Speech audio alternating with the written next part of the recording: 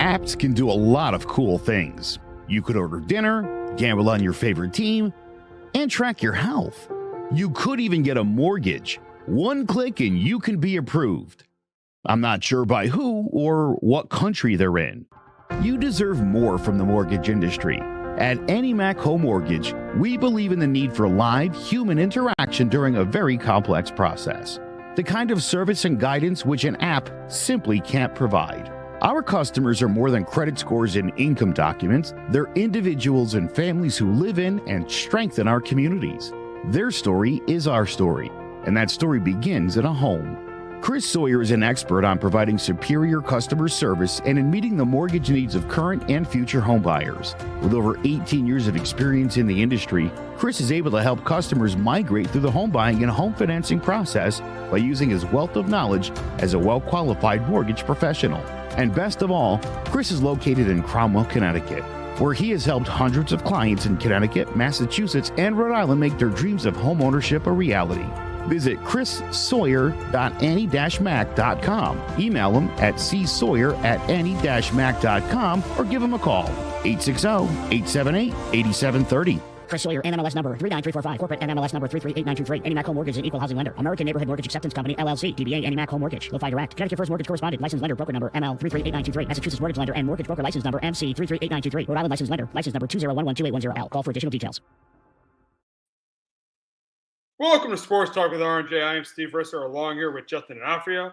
We got the NBA playoffs going on right now. We got the Yankees playing as we speak, up 4-1 on the Guardians.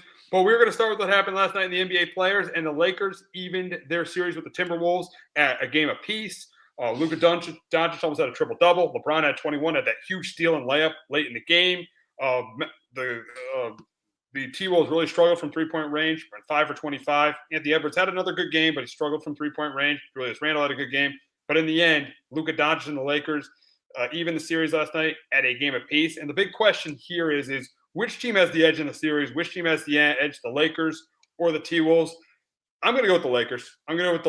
I mean, I just think, they clearly have the best player on the floor in Luka, arguably the second best player on the floor. It's tough right now between AD and LeBron, but arguably the second best player on the floor. And again, they have that. I know Austin Reeves, he's been okay so far, but they have that score in Austin Reeves. They have that consistent. I think that third consistent score in Austin Reeves, and I think ultimately that is going to end up being the difference in the series. If you look at Minnesota, really good defensive team. Anthony Edwards has proven to be a superstar. And Julius Randle is good. Who's that third guy? Who's that third guy that you can rely on?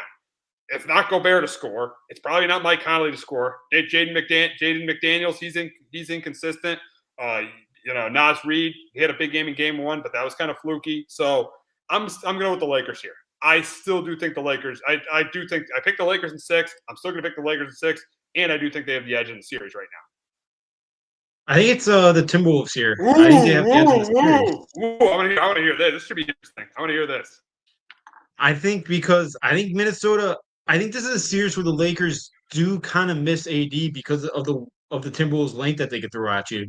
With Julius Randle, Jaden McDaniels too. He's like 6'9". They have Gobert. Off the bench they have Reed. Like I think the Lakers in this series kind of miss another kind of big body that they could throw out there. I also like the Timberwolves too right now because they have the home edge. They have the home court advantage now. And I just don't trust the Lakers defense. And I know their bench struggled last night, the T-Wolves did, but I do think they're a deeper team than the Los Angeles Lakers. I know DiVincenzo was off last night, but he's a guy that could fill it up. Naz Reid had 9 last night, and then Alexander Walker's averaged about 9-10 a game. So I think the T-Wolves too are a little bit deeper than the Lakers as well. I get your point with the bench. I think they are a deeper team. I agree with that. DiVincenzo hasn't really gotten going in this series. Naz Reid had that big game in game one. I get they're a deeper team. But here's the thing and why I take the Lakers and think they have the edge. If you're doing a draft and you're picking the first 5 guys from each team, number 1, you're definitely taking Luka. AD, LeBron, I mean, Ant-Man, LeBron, very close. But you could argue it still could be LeBron, but very, very close. And then third, I think after that, though, you're going Julius Randle, but after that, you're going Austin Reeves. So the first 5 guys, 3 of those 5 are Lakers. And you talk about the defense, this is an offensive league, and the Lakers have the best player on the floor. That's why. And now it's close. In game one, definitely, got me thinking this might be a better this might be a better series than I think it's going to be. But and this series very easily can go 7. It very easily can go 7. I know Minnesota's going home, but it's just hard for me to go against Luka. It's hard for me to go against Luka. I saw what Luka did to the Timberwolves last year. It's hard for me to go against Luka in this series. That's why.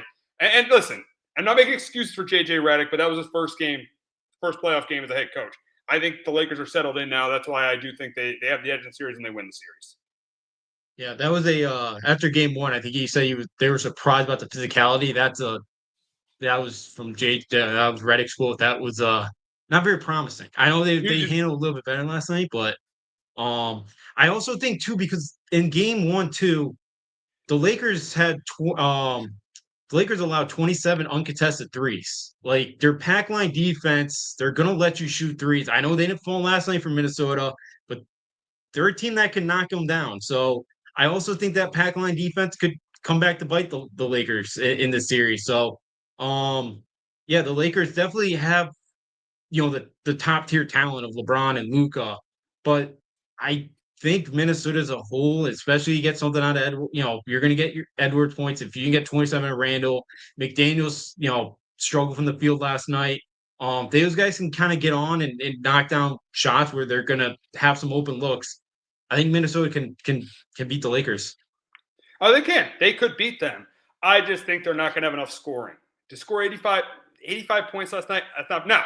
Have the Lakers had issues scoring in the series? Yes, they've been held under 100 both times. But 85 points, I just don't think the Timberwolves are going to be able to score enough. I don't think they're going to be able to score enough. I know they pulled that big upset last year against the Nuggets, but I just don't think they're going to be able to score enough. But yes, could I see Minnesota winning? Absolutely. But do I think they're going to win? No, I still think the Lakers win in 6 or 7. Yeah, I got the Timberwolves here in 6 games here. I think Edwards carries them. I think Randall plays well. And I think you get something out of McDaniels and Dante DiVincenzo, and I'll take the Timberwolves here to get the upset. It should be interesting. Should be interesting to see how this goes. It's just for me, it's hard to see it's just hard to see the Lakers. It's hard to see the Lakers with Luka losing this series to Minnesota. Now, I just think it's just hard for me to see them lose. Now, could Minnesota win? Absolutely. I just got to go with Luka. I got to go with Luka here. I got to go with the Lakers. I think they're starting to get settled in this series. I think it'll go is I think they will split in Minnesota. I think they win Game 5 in LA, and then they close out in Minnesota for game. I think they close out in 6 in Minnesota.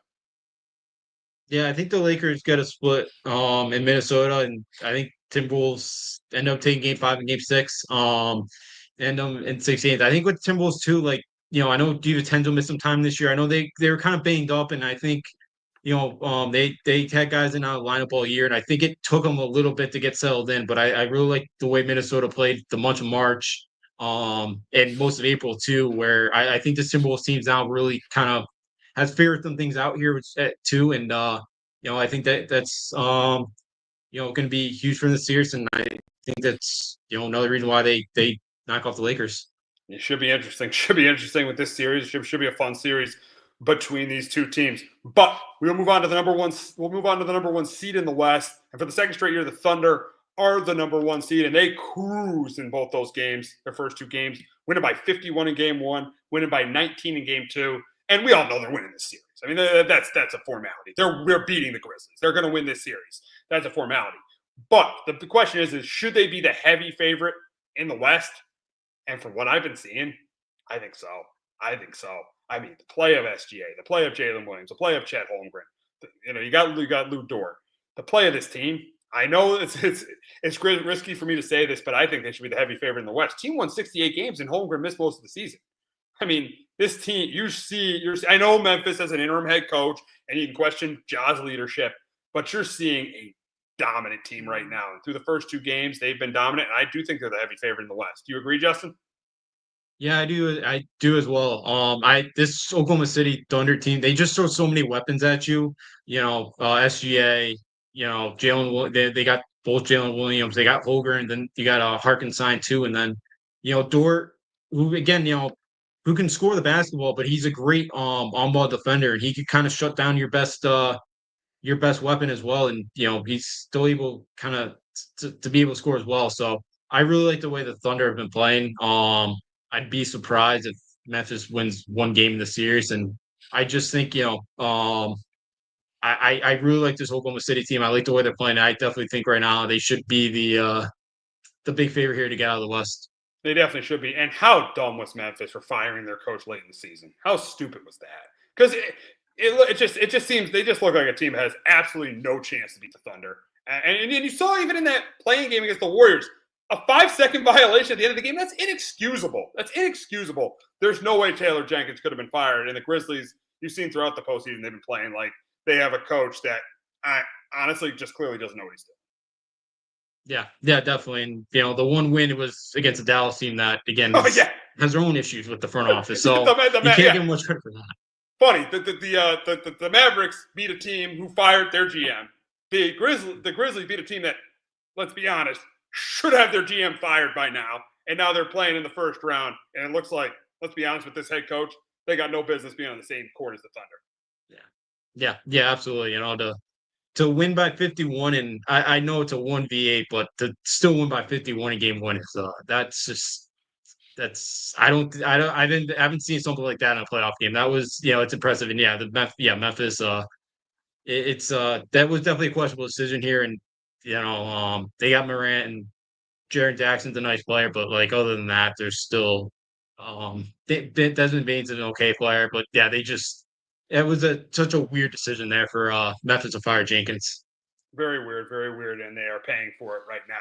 But we'll move on to tonight's game, and that's between the Warriors and the Rockets. The Warriors won game one over the Rockets, 95-85. Steph Curry and playoff Jimmy stepped up big time in game one. You know why the Warriors went out and traded for him. Great move by the Warriors going out and trading for Jimmy Butler. He stepped up big time. And for the Rockets, they got to realize this is not 1997. This is 2025, and we got to be able to score points to win games. And when your best player scores 7 points, you are going to lose the game. And this is the reason why I picked the Rockets to lose the series in 6, because they have no guy you can really trust late in the game. You can't trust Shane Goons, really good player. Can't trust him late in the game. Van Fleet, good player. Can't trust him late in the game. Jalen Green, good player. He's proving why he's an all-star and not a superstar, and he definitely proved that on Sunday, only scoring 7 points. But we'll start with the Warriors. What do they need to do to go up 2-0 tonight? I mean, obviously Steph and Jimmy continue to be great, but they need kind of that third guy to start to feel like they got that third guy to step up. Because even in that Memphis game where Butler had like 28, they needed all 28 of it to beat Memphis. And they need like a Draymond Green or a Buddy Hield or a Podziemski to really step up for them. They need that third guy to step up, not put a little bit less of a load on Steph and Jimmy Butler. Get that third guy to step up. But if they do that, to me, there's no doubt they're going to win this series, because the Rockets don't have a top-tier player. They had a great regular season, but to me, they were a regular season team. They definitely looked like that game one. Justin, what do the Warriors got to do to go up 2-0 on the Rockets tonight? Yeah, for me, for Golden State, think they got to continue to match the Rockets' kind of physical play, the old school style. And I think they did an okay job with that. The Rockets dominated them on the glass. But you mentioned it. I know it's the old school style. Like they do bring up, like a old Detroit 90s basketball team. They are going to be like physical. Yeah, the offense is always going to be there, but the Warriors kind of match that. They got definitely huge, and yeah, I liked your point too. They need the third score. Buddy can, Buddy's very inconsistent. He's very polarizing. Moses Moody, maybe somebody could do it. So, yeah, for Golden State, kind of match the Rockets' physicality. Now, going to the Rockets piece of this, what do they need to do to the series? Jalen Green has got to be the player they took second overall 4 years ago. He has got to be that guy. He was drafted to be that guy, and he clearly wasn't that guy in game one. 7 points is inexcusable. Inexcusable for a guy that you took number two overall 4 years ago. If this team loses this series in 5 or 6 games, the Rockets need to come to grips with the fact that Jalen Green cannot be the best player on a championship team. I know it was your first playoff game, but 7 points at home in a playoff game is absolutely pathetic. They need him to be good. They need him to be on, or they will not have a chance to win this series. Yeah, I like that point because they really need him. Thompson's not a huge scorer. He struggles shooting. He's like a sub. You know, he shoots less than 30%. Van Vliet and Brooks are decent player, or, are good players, but like they're not go-to guys with the balls in their hand. Late in the game, it has to be Jalen Green. He really struggled. And for the Rockets as a whole, too, I had control the offensive glass again. You had 22 offensive rebounds in game one, and the other one was too is you just got to hit open shots. I don't know, I couldn't find how many they missed, but there had so many open looks that they could not knock down. You gotta find a way to hit those shots. The Warriors defense is nothing special.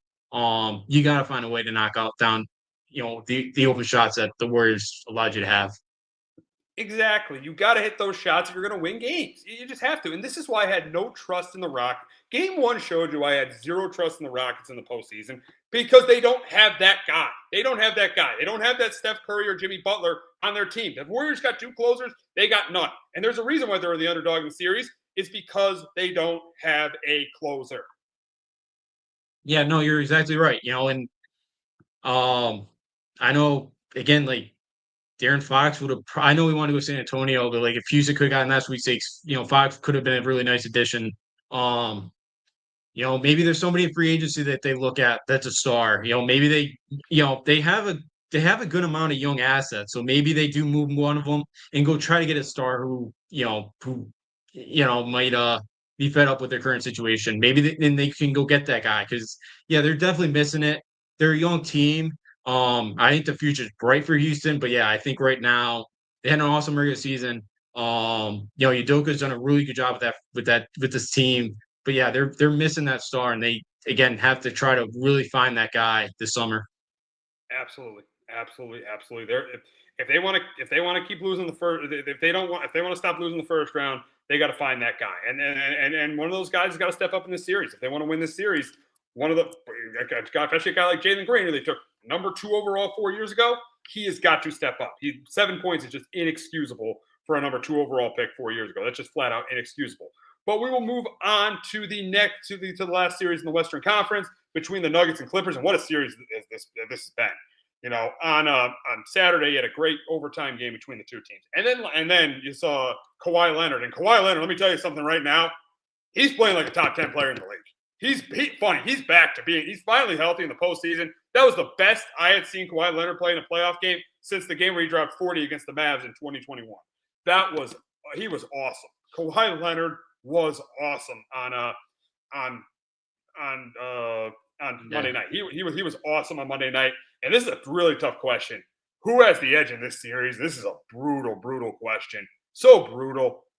But it's so hard, but I just can't go against Jokic. He had a triple-double. He really lost. He had a triple-double. I just can't go against Jokic. That's why I'm going to say the Nuggets. But the Clippers are playing great. They're a team that, let's be honest. I know the Thunder will be the favorite, but even if they get into that series against the Thunder, I would be surprised if they take them to 6 games the way the Clippers are playing right now. But I got to get the slight edge to the Nuggets just because they got the best player in the world. I know they have an interim coach, but they got the best player in the world.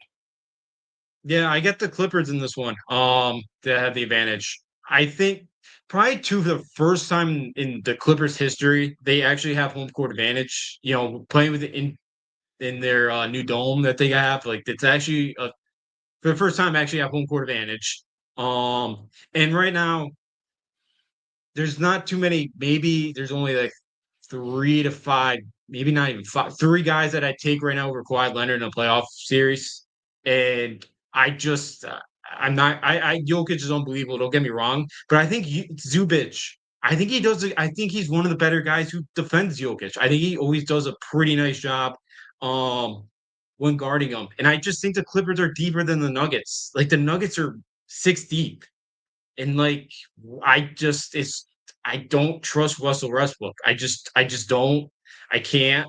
And I think to the coaching matchup, Tyronn Lue's one of the best against an intern coach. I just think the Clippers have an advantage there as well. So I get Jokic is the best player in the world, but I just think there's just too much to overcome right now.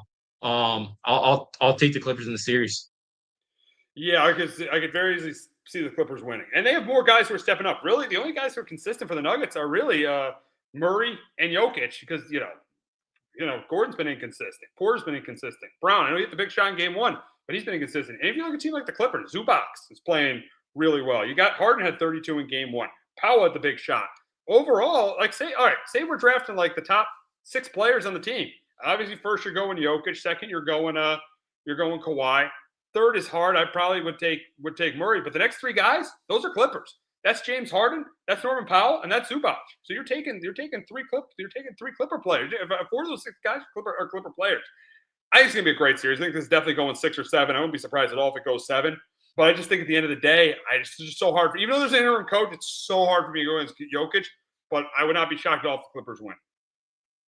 Yeah, and I have the Clippers winning in 6. I wouldn't be surprised if this thing goes 7, but I think the Clippers, are able to kind of pull this thing out and 6 games. I just think the depth, and I just think Kawhi right now, and I'll trust the Clippers bench a little bit more. They're a little bit deeper than the Nuggets right now. So I'll gonna take the Clippers here in the series. Yeah, it should be a great series. It resumes tomorrow night in LA. But we will move on to the East, and we'll move on to last night's game where the Pacers beat the Bucks. They beat the Bucks, go up 2-0 in the series. And the thing about last night was it wasn't even as much about the game as what Carlisle said after the game and that poll that came out after the game about Tyrese Halliburton. And because you look at this series, honestly, I think the Pacers are going to win it because really outside of Dame and Dame, let's be honest, it's a miracle he's even out on the floor at this point. If you look at outside of Dame and Giannis, the Bucks are terrible. They're terrible outside of Dame and Giannis. I wouldn't be surprised if Giannis gets out of there after this series. If he loses in the first round 3 years in a row, which looks like it's going to happen. And then you look at the Pacers. Yes, they're up 2-0. To me, they're like the luckiest team to win playoff series. Last year, they won a playoff series, with Giannis being out, and then they win the second round with the Knicks having all those injuries with OG, and then Randall was out, and then you had Brunson missed the fourth quarter of Game 7, so they had all those injuries. To me, the Pacers are like the luckiest team to win playoff series, but they just keep doing it. And the big story last night was the poll that came out about Tyrese Halliburton being the most overrated player in the sport, being the most overrated player in the game.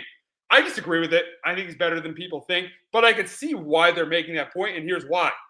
He does not step up late in games. Last night, the team's up like 13, 15 points, and the team's up 15, like 115 to 100. The Bucks go on a 13-0 run. You're the leader of the team. You got to put that team away. You got to put them away. And you saw it last year in game 1 of the conference finals. He didn't do it either. You got to put that team away because who made the big shots last night? It was Siakam and it was Nembhard. Those were the guys that made the big shots. So I disagree with Halliburton being the most overrated player in the league, but I can see why players are voting that way because he really for a guy who's supposed to be, a top player on a team, he doesn't step up the way he should. Yeah, I agree too that I don't think he is the most overrated player in the NBA. Yeah, I know it's been a struggle of his the last, you saw it last year, kind of being the guy. And I thought last night, because like the Bucks don't have an answer for Siakam, so like to get the ball to Siakam and let him go to work and do his thing, I was fine with. And Neymar too played pretty well. Knocked down some shots. Yeah, I think at times, there's been some moments where he hasn't hit that big shot, and you're kind of waiting for it. So again, I think with time I could definitely see that happening, but I definitely see why, because he hasn't really had that like clutch moment yet that I think a lot of some of these younger guys have right now. So, but yeah, I think again at some point I'm gonna be the series, but you're probably gonna need them against probably against Cleveland in the second round. You're probably gonna need them in a big moment.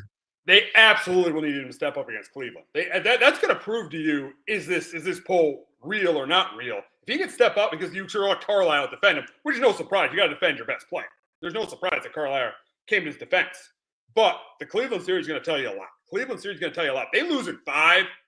That's going to tell you something about Tyrese Halliburton, that he is overrated. That's going to tell you something about him. But say they somehow pull a crazy upset, then that poll is completely wrong, because that would be a bigger win. That would be more impressive than them beating the Knicks last year in the second round. Yeah, absolutely, it would be. And I do think he's I do think he's a really good player. I think he'd be one of the better point guards in the sport. He's got great court vision. He's got some size too as a point guard at 6'5". So, you know, I you know, he can be inconsistent from three at times, but like when he's on and he's money, he's one of the better. I think he'd be one of the better point guards in sports. So yeah, if he can step up and have that big moment against Cleveland, it kind of it will show kind of that pull drum. But yeah, if he comes up empty-handed again and if he goes over 5 in Game 6 and they get eliminated against Cleveland, then yeah, maybe his peers are right. Oh yeah, absolutely, absolutely. We'll see what happens there. We'll see what happens with the Pacers. But we got to move on to probably the most competitive series in the Eastern Conference, and that's between the Pistons and the Knicks. I mean, the Knicks win Game 1. The Pistons win Game 2 after an outstanding performance by Cade Cunningham and a poor showing by Karl Anthony Towns. But you could put other people to blame too for not giving him the ball or not drawing up plays to get him the ball. But the big question here is who has the edge in this series, my Knicks or the Pistons? I don't feel as good as I felt about the series going in because Cade Cunningham did on Monday night look like the best player on the floor. But I'm still going to say the Knicks because I just trust, I know OG and Cats did not have good nights on Monday, but I do trust that they're going to bounce back. And I think the Knicks are the better team. And I definitely think the Knicks are the better team. And yeah, I know the Pistons got some pretty good, other options with Tobias Harris had a good game 1. Dennis Schroeder had a good game 2. They do have other options, but none of those guys are as consistent to me as especially Karl Anthony Towns or even OG Anunoby. So I'm still going to say the Knicks have the edge because I just feel like they are the better team. Even though the series is even, they might not even have the best player in the series. Cade Cunningham is definitely proving that he's a better player than Jalen Brunson so far. But I still am going to give the Knicks due to experience, and they've been very good. Let's not forget, under Thibodeau in the first round, they've been really, really good.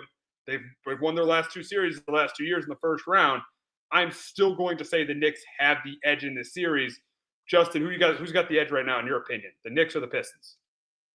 I slightly lean towards the Knicks, but like I am concerned because 6 out of 8 quarters, Detroit's been the better team. And if Cade Cunningham continues to be officiated where you can't touch him too, and he just gets to the line 12 times like he did Monday night, then I think the Knicks are in serious trouble right now. But I will take the Knicks because of experience as well. Because like the 2 fourth quarters of this series, Detroit's kind of panicked. Game 1, the Knicks had that 21-0 run.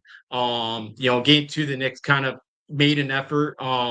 They tied it, late in that game and weren't able to kind of get over the hump there. But Cade Cunningham's been unbelievable, and you can't let him get to his spots. But I do lean the Knicks a little bit just with the experience, but I don't like that. I just think the Knicks right now are playing way too much hero ball. They only 15 assists the other night. I think that's an issue right now, but I do lean the Knicks slightly, but like I'm not overly confident right now. And you made a good part about the Knicks playing hero ball. You made a great point about that. And I'm glad you mentioned it because Brunson kind of played hero ball I know he scored 37 points. I get it. But he kind of played hero ball on Monday night, not getting the ball to his second best player. And a lot of people are going to say, oh, Cats didn't show up. Cats didn't show up. Yes, Cat has to call for the ball. Cat has to call for the ball. Thibodeau, he's got to draw up plays to get Cat the ball because this is why you went out and got Cat to compete for a championship, not to lose in the first round. So pretty much it's all 3 of the guys' fault. Brunson for playing a little bit of hero ball in the fourth quarter. You got Cat for not calling for the ball, and Thibodeau. So I definitely get that, and that's an issue for the Knicks. That's why there's a concern. Now on the flip side, you talked about the Pistons struggling late in games, especially at the Garden. You're right about that. The 21-0 run in Game 1, and then in Game 2, don't forget they had a 13-point lead with like 5-6 minutes to go. The Knicks come back to tie the game, and as good as Cade Cunningham was, he was not the guy who made that shot. Dennis Schroeder made that shot late in the game. So yes, that's why I still give the Knicks the edge as well because I don't trust the Pistons, especially and Cade's been great, but his lack of playoff experience, I don't trust the Pistons to maybe probably win another game at the Garden. I think the teams probably split in Detroit, and then I think the Knicks win Game 5. Pistons potentially could win Game 6, but I think the Knicks definitely win Game 7 in the Garden. I don't think the Knicks lose another game in the Garden, so. it's a very close series, and you talked about, playing hero ball. You're right about that, but I just think the lack of experience of the Pistons is going to eventually be the thing that decides the series. And I do think the Knicks win the series, but the Knicks playing this hero ball is not going to work in the next 2 rounds of the playoffs. We know that for sure. Yeah, absolutely. It won't, not against the Celtics team too, that's got a ton of weapons and could really beat you from the three ball. And yeah, the worry too, I think the Knicks, it's the physicality of the series too. That it's gonna probably go like 6, 7 games. But yeah, Detroit, it's been a really nice year for him. And again, to have a 30 win increase impressive, and Dennis Schroeder's been a really nice pickup for him, with 20 points. And yeah, he's he mentioned he's been kind of the calming presence at time. Tobias Harris, an older guy too. Like I think they got a good mix of kind of youth and some older veteran guys who have been in the playoffs before. So yeah, Conan's been good. He's got to be a little bit better from three. And yeah, the hero ball stuff is again against a Detroit team that's really good defensively. It's tough to kind of play that style because like Jalen Durant too. He's so good around the rim on both ends of the floor too, as a lob threat, and then I think as a perimeter, not as an interior defender as well. So, it's just tough to play hero ball. In the playoffs, and especially Brunson's a really good player, but like he's not like the LeBron. He's not Luka. He's not like there where he kind of do that all the time. You made a great point about Jalen Brunson. He's an all-star. He's not a superstar. He's not a superstar. And listen, maybe he makes himself a lot. He helps his stock by having the Knicks have a big run in this postseason. But seeing where the Knicks season will probably end, we'll probably have the same thought of Brunson as we have now. Not top 10 player, but top 15, top 20 player in the league, all-star, not a superstar. And for what we're expecting Jalen Brunson, this is phenomenal. We never thought Jalen Brunson would be this on the Knicks, but still, as you said, he's not a LeBron. He's not a Steph Curry. He's not a he's not an SGA. He's not a top player. He's not a top 10 player in this league. He's a top 20, top 15 to top 20 player in this league. So yeah, he really can't play hero ball. He's got to get Cat involved. Him and Cat got to do it together. Him and Cat got to be in sync. And it felt in game 2 they were not, especially with Cat not getting any shots in the fourth quarter. Yeah, Cat's got to be a little bit more aggressive. Yeah, Brunson's got to be able to find them. Thibodeau's got to be able to draw some things up. They're gonna So they need those guys. You need Hart and Nobi like to kind of hit their threes. Bridges I think missed the big three in that game. He missed the go ahead one, right? Like Bridges, Brunson missed one, and then they got the ball back. They got the ball back to tie the game again, and then Bridges missed that three. Yep.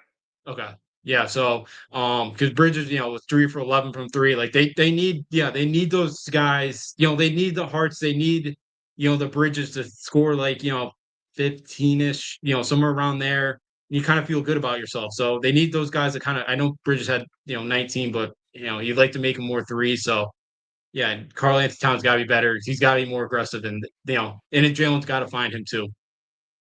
Yep, absolutely.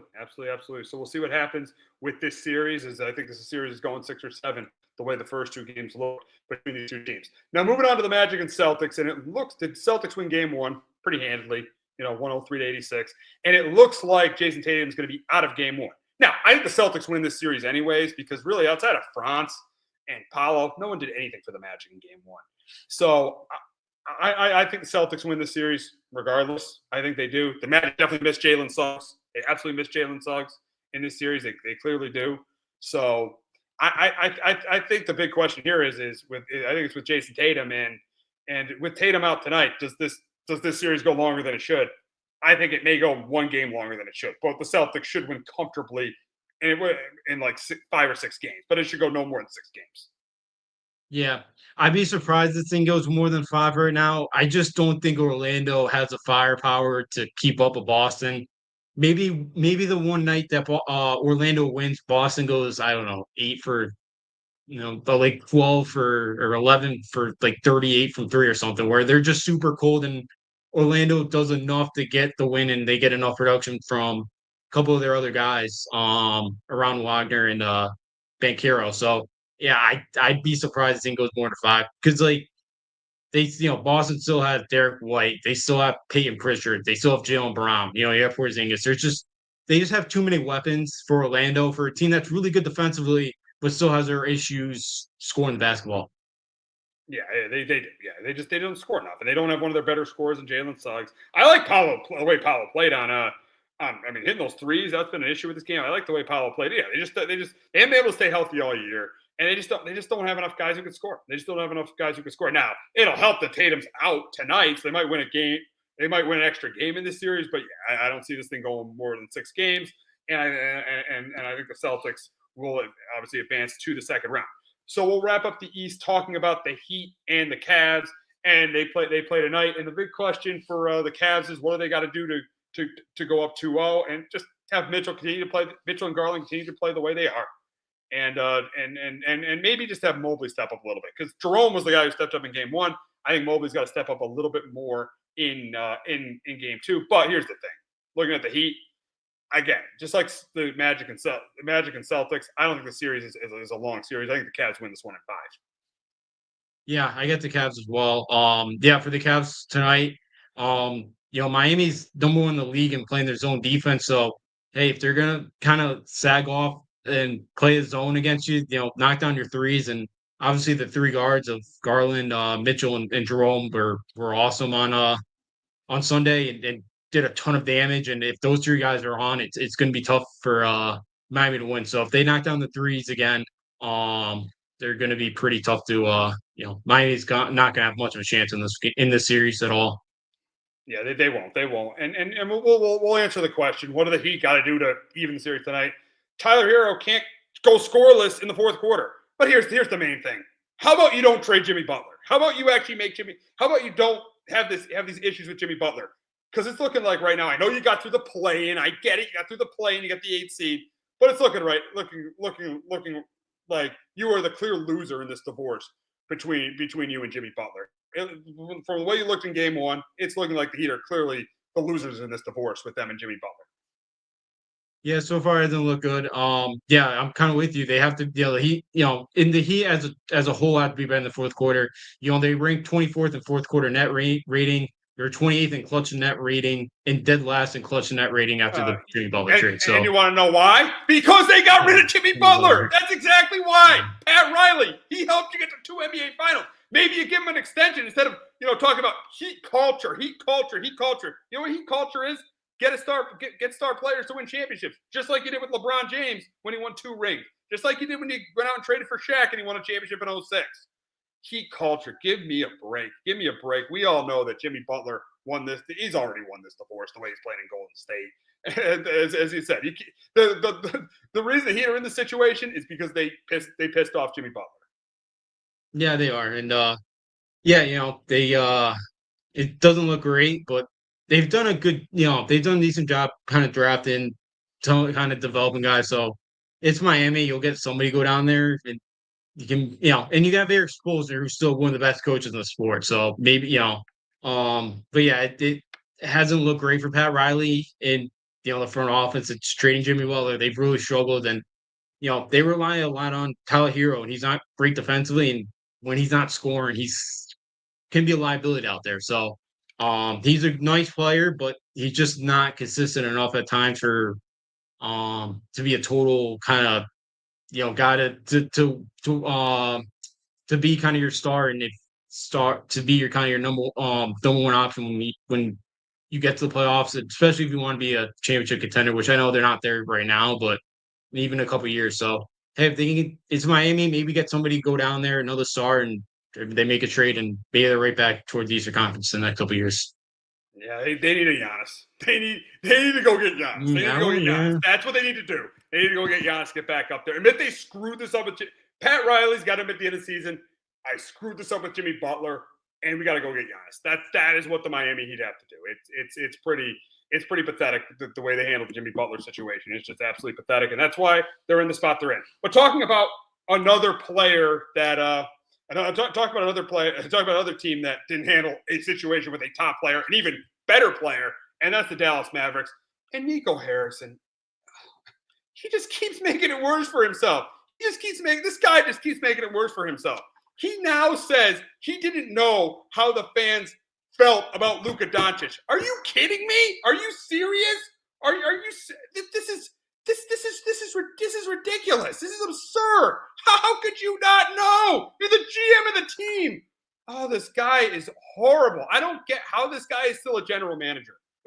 He has clearly no connection with the fan base. None at all. Yeah, I thought that comment was like somebody made up an AI thing, Oh you know, my like that's God. I actually thought that was an AI. I actually took me a couple hours to actually figure out that that was actually a real comment. Oh my God. I think Charles Barkley said it best that he just stopped doing press conferences.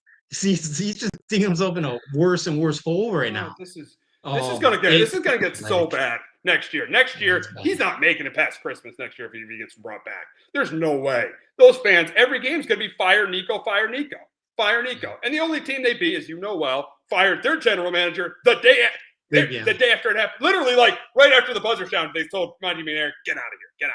Yeah, So the Monty McNair thing I think was fired 2 months ago. I think. yeah. Well, let's get back to Nico here. But it's just, and then he says, we could be a championship team if we have two aging stars in our 30s that can't stay healthy. This guy is so bad. This guy, to even compare him to Jerry Jones, is insulting Jerry Jones, which is crazy. Jerry Jones is a much better general manager than this guy, which is crazy to say that. Yeah, it's insane. I know it's an old ownership group, but like it's I know there's been conspiracy theories out there of like the new owners are trying to like move them they're gonna eventually try to move him to Vegas and all that. And like the more and more that Nico Harris talks and like the more outrageous he sounds, the more you start to kind of maybe like maybe they're on to something here, like maybe because it's just like I don't know how he's still there. Right now it doesn't seem like they're gonna fire him because I think he would have done it already. But like it's just it's I just can't comprehend how this guy is with the comments that he makes and he continues to just open his mouth with these comments. I don't get why they just don't want to get rid of him and try to tweak some things around right now. I just don't get it. He's got to go. This is ridiculous. This guy made the worst trade in NBA history. Just fire the guy. You're not winning anything with this guy running the team. All he's going to do is continue to screw the team up. Just fire him. He made the worst trade. No one in that fan base wants him there. Yeah. No, it's bad. And I know a lot of teams aren't fans of their GMs at times, but like Dallas has a right now to be angry and PO'd. And yeah, I just don't understand how you don't realize Luka is such a big part. Like you got to know what the jersey sales are. Like he's one of the top selling jerseys in the league, and that just he's gonna get attention to your building every night. Like I just don't I just don't get it. It's pathetic. And yeah, I just can't believe that they did not fire him 5 minutes after the Memphis loss. He should have been ridiculous. The guy just keeps goals for himself. But we'll see what Dallas ends up doing. It looks like he's coming back for another year of Nico Harrison. So get ready for more fire Nico chants at the American Airlines Arena. Get ready for more chants there. But we'll wrap up doing our weekly check-in on the Yankees and Red Sox. Yankees right now 14-10, still lead the AL East, playing right now, up 5-1 on the Gardos.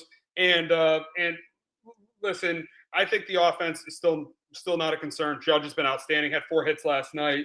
You got Goldie's Goldie's got a couple RBIs today. You got Anthony Volpe. You got Volpe's been hitting well. Ben White has been hitting well. Chisholm, yes, he's under 200, but he's still hitting a bunch of home runs. Really, the only guys struggling in the lineup right now are Bellinger, Wells, and Dominguez. How about Max Fried too? Max Fried is pretty solid as a starting pitcher. Now to the concern, depth in the rotation, still a concern, and then inexcusable loss on Saturday. Devin Williams, got to get that save. You got a 4-run lead against the Rays. You got to save that game. So inexcusable loss on Saturday. I think the lineup, I'm sorry, is not a concern to me at all. Rotation and bullpen still is a concern. Still definitely is a concern. Yeah, with me, Bellinger is a concern. Even a little bit with Volpe. I know he's like 205. I I don't, some of his bats weren't great. But like Ben Rice has been great. Trent Grisham too. I know, he's out today. But Trent Grisham too he's been huge for this team as well. He's been five. He's launched a couple home runs so far this year. So yeah, line's been good. Goldie's got to be climbing up. He's like 387 now, so he's been great. With Williams, is it the Alonso home run? Does he have the yip? Like, Yeah. does he have the yips now? I don't know And what's going on. and I But and I thought with him last week against the Royals, he had a couple saves. Everything was starting to get stabilized. The bullpen was going to stabilize, and then you see Saturday, and then you see the game against the Tigers earlier in the year. It just can't happen. They have these big leads, and you just can't hold them. Saturday was the first time I really have concern about him, and I really have concern about him. And now again, we're back to having concern about the ninth inning, just like we were for most of the year last year. yeah, and we are, and at least the rest of the bullpen's been good, but Really obviously it doesn't matter if your closer can't get terrible, it yeah. done in the ninth inning. Yeah, so Yeah. that's the issue, and I don't know. Maybe it's a thing. Maybe he's not comfortable in New York. I don't know. You would hope that they kind of learn that information for you trade for somebody so that they don't have a Sonny Gray and Joey Gallo incident again. But maybe that's part of it too.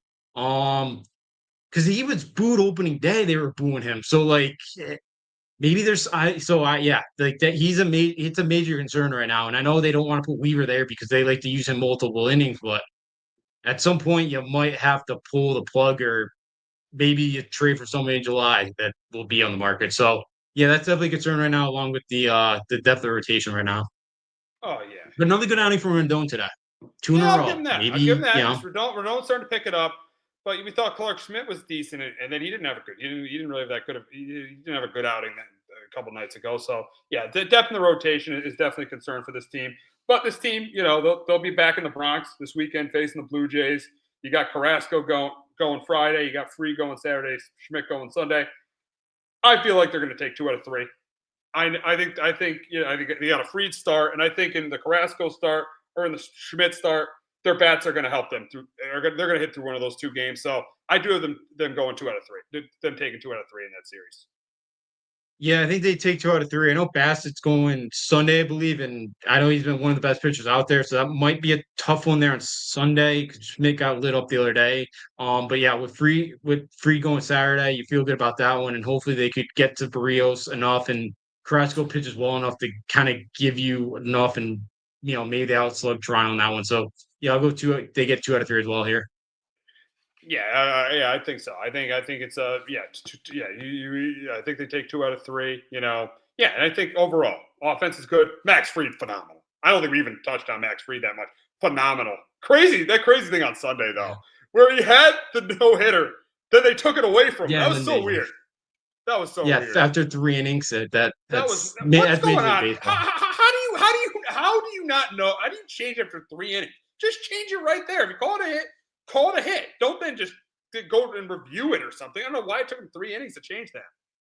I don't know. That looked like that should have probably been ruled a hit in the first place anyway. But there was one, was it Monday saw? They changed the ruling from like 2 weeks ago on something. Like I think they changed something from air to a hit. I don't remember which game, but it was like from 2 weeks ago. It was just like, okay, like 2 weeks have gone by. What are we doing here? Like why? So I don't get some of the I don't know why I don't know why they're changing it. Like they should just you make the decision, stick with it. I don't get it, but that's Major League Baseball. Yep. They couldn't do that. I actually like Boone get thrown out of that game too on Sunday. I think with that strike call with Judge, I like the fact he got thrown after. I think he got a home run take. There was that was clearly a home run. Yeah. And you saw him blow the lead the day before, so I do like Boone getting thrown out there. I did agree with that. Yeah, I didn't mind that one. Judge usually gets for how big he is. There's a lot of very below the knee strikes that get called against him. So yeah, I don't usually mind. I didn't mind that in that situation as well Sunday. Yeah, I didn't either. I didn't either. So the Yankees, they're in a good spot. They're lucky they're in the American League, but they're in a good spot. The Yankees are in a good spot right now at 14-10. It looks like I'm not going to jinx them because of the way Devin Williams has been pitching, but it looks like they're on their way to going 15-10 as they're up on the Guardians in the bottom of the 7th, 5-1. But we'll move on to the Red Sox, and they had a good weekend. I know they played a terrible team, but they won 3 out of 4, and they carried it over last night, beating the Mariners. So the Red Sox, they're in a good place. This could be a Yankee Red Sox year. I think we might be seeing a Yankee Red Sox year. Seeing the way Baltimore's playing, I think we might be seeing the Yankees and Red Sox going head to head. They could be battling out this year the way they're playing. But you look at the Red Sox, the moves they've made. I think the biggest thing of why the Red Sox are having success is the moves they made, getting Bregman, getting Crochet, those moves. Brady's hitting well. Trevor Story, he hit a couple home runs the other night. Trevor Story's hitting the ball well. So, and then Chapman was a good move. He's been good in the bullpen. Rotation depth's got to be a little bit better, but Bayo pitched well last night. Red Sox are in good shape right now. I think I like the place. I like where they are right now.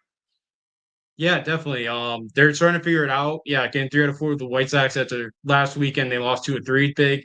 Yeah, and like the one concern you kind of have in that lineup right now is Tristan Casas. He's still batting like 165 right now. I know the catcher spot, when you get Connor Wambach, he's been okay, and I think Devers going to figure it out. So yeah, Crochet's been good, and I think Lucas Giolito is going to make one more rehab start at some point the next couple of days, and then join, and then be in the rotation. Bello pitched pretty well last night in his first game back, so Walker Buehler's been all right.